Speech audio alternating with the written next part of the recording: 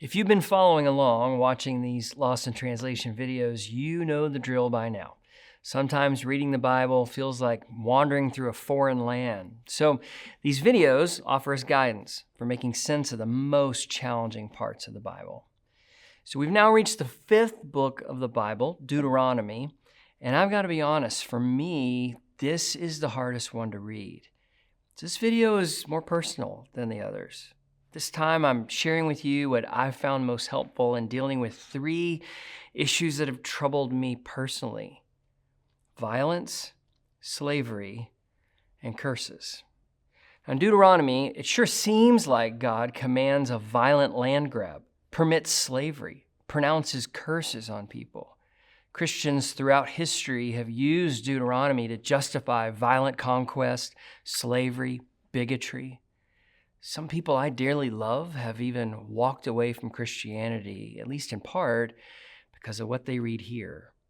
So the stakes are high. And I hope this video is helpful to you. I also hope it's something that you'd feel comfortable sharing with the people you love who are struggling with these very difficult parts of the Bible. So what is Deuteronomy? First, let's zoom out and just get a sense of what this book is all about.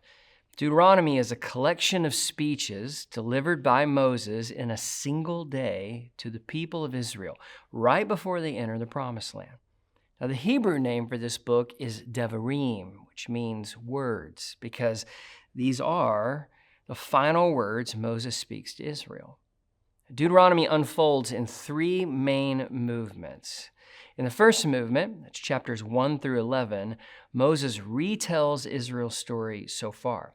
He's tracing their journey from slavery in Egypt to the present moment. He reminds them of where they've come from and who Yahweh has always been to them. God has always listened and loved them well. Moses also points out a pattern in their own story. When Israel has been faithful, listening to God and loving Him well, things have gone well for them.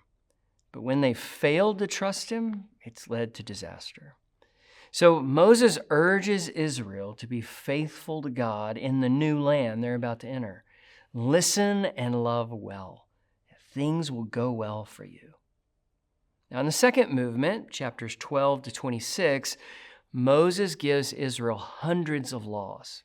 The book's name, Deuteronomy, means second law in Greek. But these aren't entirely new laws. They're the old laws spoken to a new generation entering into new circumstances. See, the first laws were given to a people traveling together in the wilderness. But how did those laws apply when they settle in a new land, surrounded by new neighbors? And then the third and final movement of Deuteronomy, chapters 26 to 34, lays out the blessings Israel will experience if they listen and love well, and the curses they'll experience if they don't. So all of this background will be helpful as we try to better understand the violence introduced in Movement 1, the slavery laws in Movement 2, and the curses in Movement 3. So let's start with violence. In Deuteronomy 7, verses 1 and 2, Moses tells the Israelites that when they enter the new land, they must defeat the people already living there. Now, when I first read Deuteronomy in college, these verses really messed me up. I mean, how could a merciful and loving God command His people to violently invade someone else's land? I've wrestled with this for years. I want to share a way of understanding the violence in Deuteronomy that's really helpful to me. I still grieve the tragedy of human violence in this book, but I no longer think that violence contradicts the just and merciful character of our loving God. So first, let's remember that we're in Movement 1, where Moses is retelling Israel's story. Now, all throughout, there are allusions back to Genesis 1 through 11, and those connections will help us see Israel's violence in a new light. Now, if you haven't watched our Lost in Translation video on Genesis yet, please go do that first. Everything we're about to cover is building on that foundation. So let's start in Deuteronomy chapter 1. At the very beginning, the narrator sets the scene. Israel has gathered at the Jordan River to hear from Moses. And then in Deuteronomy 1, verse 4, the narrator drops a seemingly random detail about when all this took place. He says, this was after they had defeated Sihon, king of the Amorites, and Og, king of Bashan. Now, why mention these kings? Well, their names are packed with meaning. Sihon is the Hebrew word for snake spelled backward. And Heshbon, the land that he ruled, comes from the Hebrew word for scheming. And Bashan, that's King Og's territory, is derived from the Aramaic word for serpent. So these kings are being described as snake-like and scheming, which should immediately trigger a memory of Genesis 3. In Genesis 3, God placed humans in a land of abundance, but something was already living in that land when humans moved in. A snake, scheming to undermine their trust in God. Instead of driving the snake out of the land, the humans joined his rebellion against God, and they were driven out. Now from there, Genesis traces how the rebellion spreads.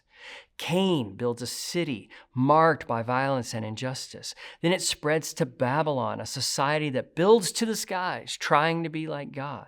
Then even the spiritual beings join in, taking human women and producing the Nephilim, a race of violent warriors. So the opening chapters of Genesis tell the story of more and more creatures joining the snake's rebellion until the land is overflowing with violence and injustice. So the main plot points of this rebellion story are a snake, Cain's city, Babylon's tower, and the Nephilim. Okay, so now let's skip forward to Deuteronomy chapter 1, verse 28. Now, when Moses retells the story of the spies going into the promised land, he recalls how they described the people that were living there. The cities are large, the spies said, with walls up to the sky. We even saw the Anakites there. Now, in this one verse, we find a cluster of allusions to that rebellion story in Genesis that paint a disturbing picture of the people living in the promised land. They've built cities like Cain. They've built to the skies like Babylon. And they're descendants of the Nephilim. Numbers 13 tells us that's where the Anakites come from. So let's put all this together. Israel is about to enter a land of abundance, but someone else is already living there. Snakes, Cains, Babylonians, Nephilim. The land is full of rebellion, violence, and injustice. So remember, what happened after the Nephilim in the Genesis story? What did God do back then when the land became steeped in rebellion, violence, and injustice? He sent a flood. Okay, let's return to Deuteronomy 7, verses 1 and 2, where Moses tells the Israelites to defeat the inhabitants of the land they're about to enter. That word defeat is the Hebrew word nakah, which means to strike. It's the same word that God used to describe the flood in Genesis 8, verse 21. God said he would never again strike, nakah, the earth in that way. The author of Deuteronomy is making a clear connection. Just as God once sent a flood to stop the spread of rebellion, violence, and injustice in the land, God is now sending Israel as a flood of justice upon this land. But remember from our previous videos, God's justice is never without God's mercy.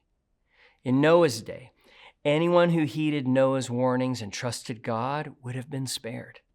And in Egypt, when death came to the land, anyone who expressed their trust in God by applying the lamb's blood to their doorposts would have survived.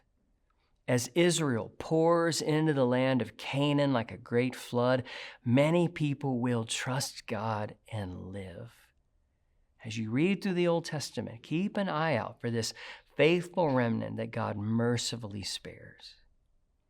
So to recap, today we've seen how Deuteronomy presents Israel's invasion as a flood, stopping the spread of violence and injustice. Sadly, One day, Israel will also join the snake's rebellion against God and spread violence and injustice in this land. And God will patiently warn his people again and again, but they won't listen. God will send the nations of Assyria and Babylon to invade, pouring across Israel's borders like a flood. But floods can only clean up the mess in the land. They don't clean up the mess inside of us. So God will one day send Jesus.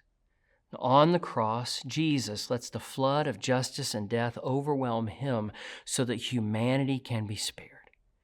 In Jesus, God's justice and mercy come together in self-giving love that leads to true, abundant life. And that life is offered to all of us. Anyone who trusts in Jesus will be saved, rescued, forgiven, and given life to the fullest, now and forever. So thanks for watching. Stay tuned. One more Lost in Translation video on Deuteronomy is coming soon. And next time, we'll navigate the difficult passages about slavery and curses. See you then.